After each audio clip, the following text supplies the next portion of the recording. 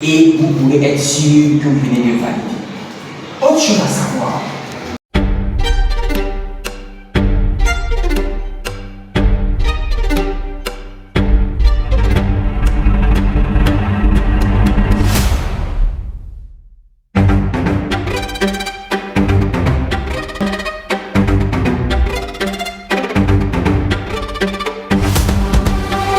L'ordinateur reste connecté pour pouvoir attendre.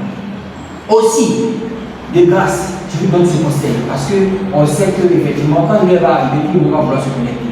Si vous avez la capacité d'ouvrir la page avant même que l'heure d'apprendre arrive, ouvrez-la et puis asseyez-vous, attendez. De telle sorte que quand ça arrive, vous faites automatiquement vous vous connecter. Parce que si vous attendez au dernier moment, par exemple, vous attendez la compo à 11h, vous vous connectez, effectivement, quand 11h va arriver, il y aura beaucoup de personnes qui vont se connecter. Je suppose que vous avez la capacité de vous connecter à 11h15. Cela veut dire que vous venez de perdre 15 minutes de cours.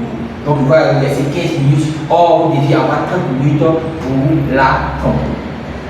Autre chose, et ça, c'est un élément qui rattrape beaucoup les gens, surtout dans la composition d'anglais. Certains navigateurs sont des navigateurs tels que Google Chrome par exemple, sont des navigateurs qui n'aiment pas les langues qui ne sont pas appropriées à la personne qui utilise. Parce que je suppose par exemple que vous êtes face à un sujet d'anglais, le navigateur Google Chrome sera amené à traduire votre sujet en français.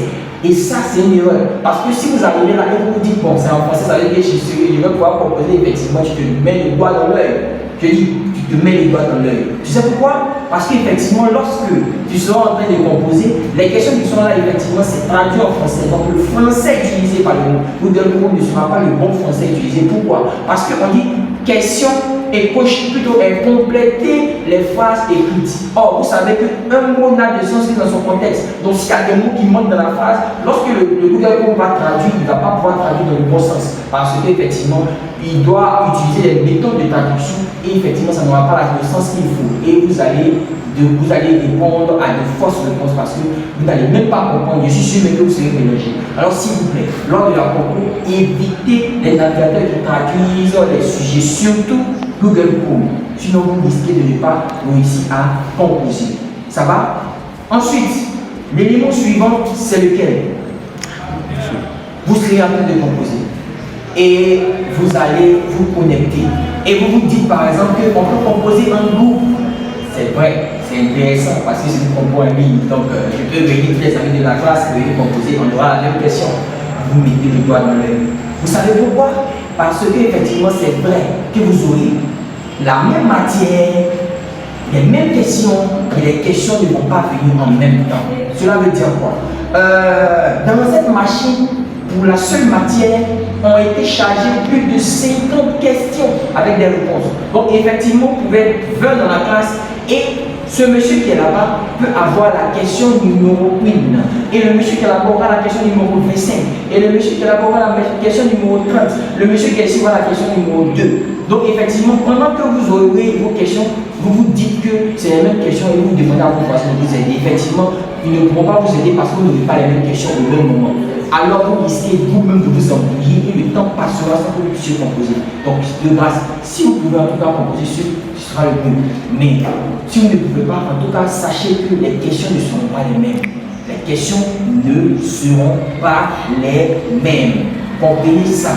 Alors, positionnez-vous dans la manière qui vous arrangera pour pouvoir faire votre concours. Parce que, effectivement, si vous cherchez à composer en groupe, vous risquez effectivement de faire un faux travail. Parce que je suppose que vous avez dit par exemple à ce gars, aide-moi à donner, et tu as mis quelle réponse pour la question 1? Or, ce n'est même pas la même question.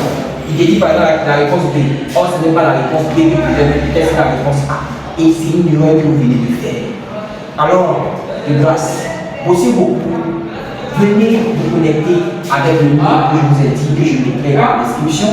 Accédez à la plateforme avant l'heure prescrite pour pouvoir être prêt et attendre l'heure de la concours. Choisissez une bonne connexion parce que si la connexion est mauvaise, ou bien si c'est un wifi sur lequel beaucoup de personnes sont connectées, effectivement il y aura un bug. Mais si vous avez une bonne connexion, effectivement ça sera facile de vous connecter. Si vous avez un ordinateur, c'est mieux de l'utiliser. Vous pouvez se proposer avec votre téléphone, ça ne gêne pas. Mais essayez de pouvoir avoir un ordinateur pour composer. Arrangez-vous pour effectivement avoir votre reçu d'inscription, parce que c'est après mon numéro d'inscription que vous allez vous connecter, vous composer. Allongez pour pouvoir être à jour, parce que là, vous ne pouvez pas négocier une fois la pouvoir commencer, parce que c'est une concours en ligne, il n'y a pas de contact pour vous laisser entrer dans une classe. Vous dites non, monsieur, pardonnez, je veux rentrer. Donc, allongez pour que, à la veille de la concours, vous puissiez être à jour, pouvoir composer, parce que là, il n'y aura pas de possibilité de pouvoir contrôler le système. Une fois que je n'ai pas à jour, l'ordinateur me dira automatiquement que je ne suis pas à jour. Donc, allez-y voir vos comptables dès maintenant, pouvoir avoir la capacité de pouvoir avoir le numéro et plutôt de pouvoir avoir votre reçu d'inscription à jour.